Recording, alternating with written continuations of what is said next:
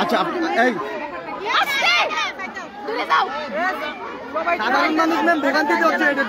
কুমিল্লার মুরাদনগরে ব্যারিকেড দিয়ে জোর করে প্রধান শিক্ষককে পদত্যাগপত্রে স্বাক্ষর করিয়েছেন শিক্ষার্থীরা।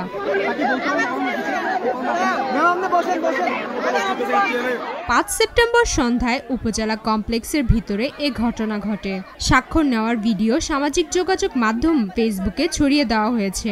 পদত্যাগপত্রে স্বাক্ষর দেওয়া সৈয়দ হাসিনা আক্তার উপজেলা সদরের নুরুন্নাহার বালিকা উচ্চ বিদ্যালয়ের প্রধান শিক্ষক।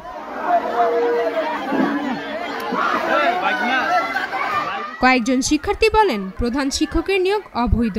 তাছাড়া তিনি পরীক্ষার ফি সহ নানান বিষয়ে বেশি টাকা নেন, তাই তাকে পদত্যাগে বাধ্য করা হয়েছে।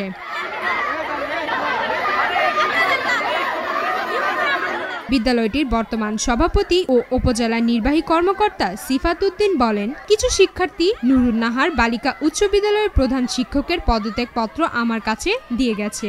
এ বিষয়ে ঊর্ধ্বতন কর্মকর্তাদের সাথে আলোচনা করে ব্যবস্থা নেওয়া হবে।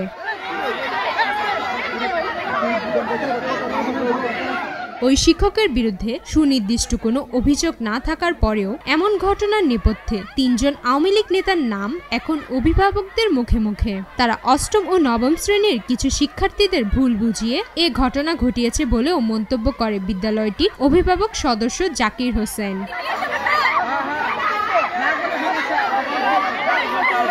তিনি বলেন, এমপি জাহাঙ্গীর সরকারের ডিও লেটারে এই বিদ্যালয়ের বিদ্যুৎসাহী সদস্য এক যুবলীগের যুগ্ম আহ্বায়ক রিপন, প্রভাব খাটিয়ে স্বেচ্ছাসেবক লীগের মানিক হয় অভিভাবক সদস্য।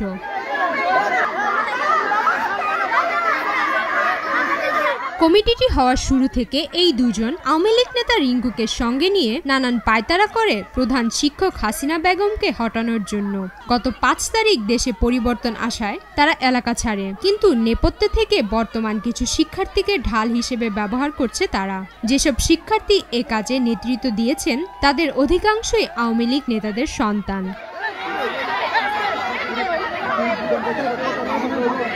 প্রধান শিক্ষক হাসিনা আক্তার বলেন, ২০১২ সালের ফেব্রুয়ারিতে আমার নিয়োগ হয়।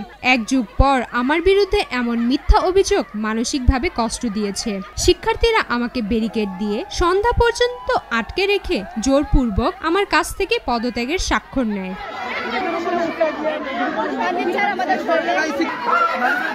যুবলীগ নেতা রিপন ও স্বেচ্ছাসেবক লীগ নেতা মানিকের মুঠোফোন বন্ধ পাওয়ায় তাদের বক্তব্য নেওয়া সম্ভব হয়নি।